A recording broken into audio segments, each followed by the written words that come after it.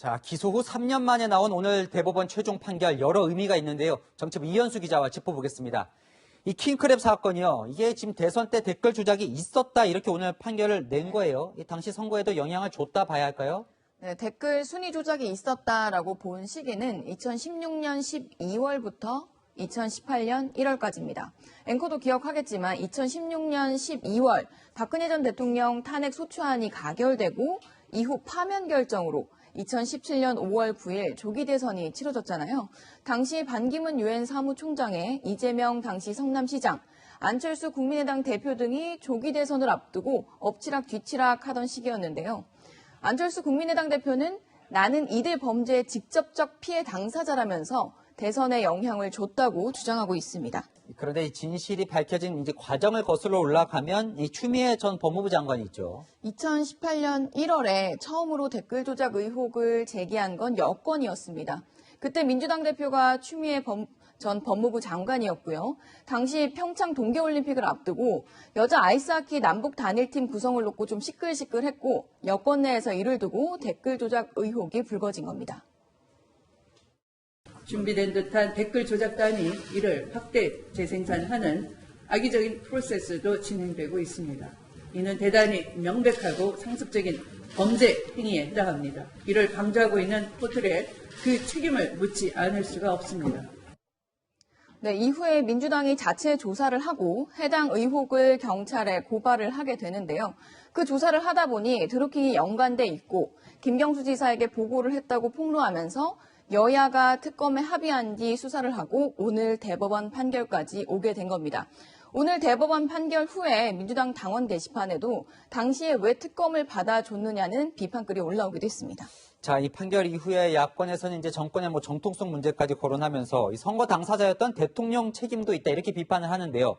이 판결 이후에 청와대가 무슨 입장을 내놨습니까? 네, 청와대는 따로 입장을 내놓지는 않았습니다. 김경수 지사가 문 대통령의 최측근이라는 점, 또 야권에서 문재인 정부의 정통성 공세를 펼치고 있는 점까지 좀 내부적으로 곤혹스러워하는 것으로 보이는데요. 이번 판결을 보면 문 대통령과의 관련성이 드러난 것은 없습니다. 그런데 어쨌건 이제 지난 대선 때 민주당 후보 캠프에서 이제 댓글 조작이 있었다 이걸 이제 판결을 한 건데요.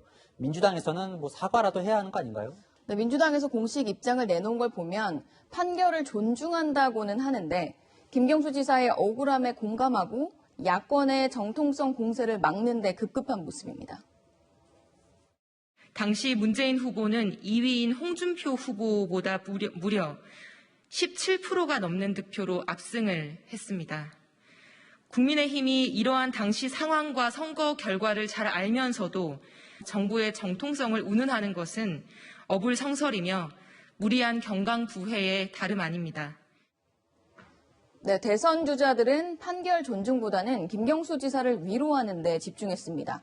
이재명 경기지사는 대법원 판결에 대해서 참으로 유감이다. 할 말을 잃게 된다라고 쓰면서 안타깝다라고 했고요. 이낙연 전 대표도 대법원의 판결은 몹시 아쉽다고 했습니다. 대선 주자들 중에서 추미애 전 법무부 장관의 입장문이 가장 긴데요. 표현할 수 없는 아픔을 느낀다. 김경수 지사의 결백함을 믿는다라고 쓰면서 2018년 당시에 댓글에 문제 제기를 했던 상황이 불가피했음을 자세히 써놨습니다.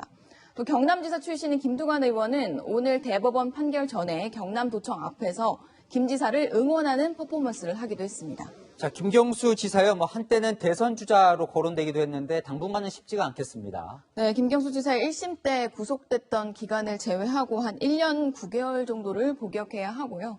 복역을 마친 후 5년 동안 피선거권이 제한됩니다. 2028년 4월 정도까지는 정치활동이 금지되는 것으로 현재로선 차차기 대선도 출마가 힘들 것으로 보입니다. 네, 여기까지 듣겠습니다. 지금까지 정치부 이현수 기자였습니다.